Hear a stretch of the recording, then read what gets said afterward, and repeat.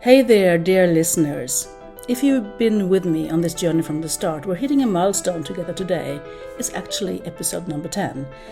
And if you're just joining in, welcome aboard. Either way, we are ready for a slightly longer but just as impactful chat today. So I have a question for you.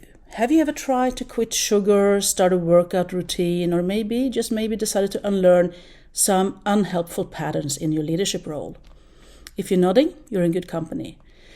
Today, we're going to dive into the hilariously human tendency to fall right off the unlearning horse and the even more human resilience to scramble back on. Now, I'm not horsing around when I say everyone falls, even the best of us. So if you've ever thought you were alone in stumbling back into old habits, think again. After my first major unlearning success in not rushing into a new leadership role, I remember thinking I was invincible, but I was in for a surprise. Just a few weeks later, I was nose deep in old dusty habits I thought I'd left behind. I was very disappointed in myself. So why does this happen? Why do we find ourselves back at square one after all the hard work? The famous philosopher Søren Kierkegaard once said, "Life can only be understood backward, but it must be lived forwards." And isn't that just like unlearning?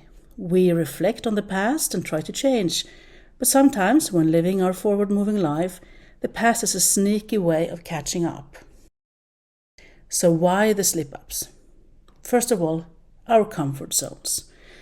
Our brains, bless them, love the familiar. It's cozy, it's known, and it's safe. Even if the familiar isn't good for us, our brain clings to it because it's just easier. Secondly, the world around us. Sometimes our environment doesn't support our new habits. Old friends, family, and even workspace culture can pull us back into our old selves.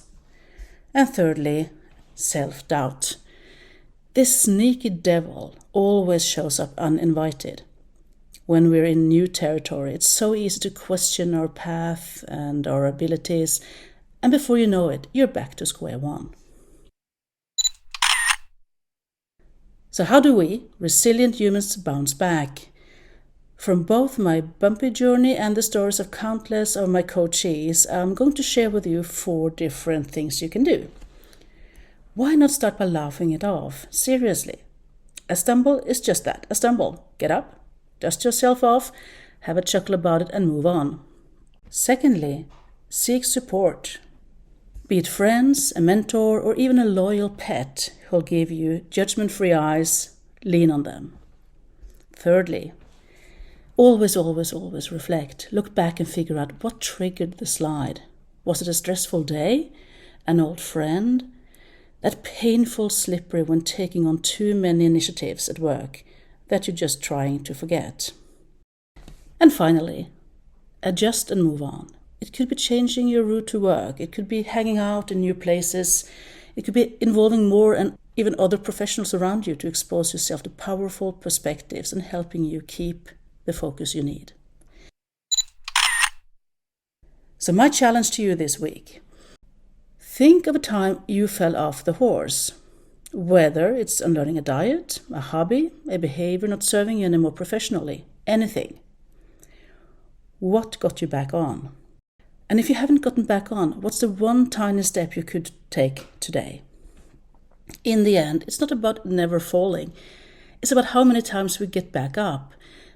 And as someone on this journey with you, believe me, every bump, every bruise, it's all worth it in the end. Thank you for joining me in this episode. If you found a bit of yourself in today's chat, share this with someone you think might need it too. Until next time, keep climbing back on that horse.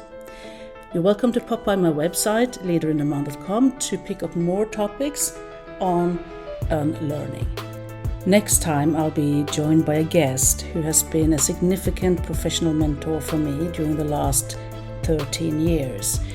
He has helped me unlearn, and he's also unlearning himself. So do not miss that. Until then, keep unlearning.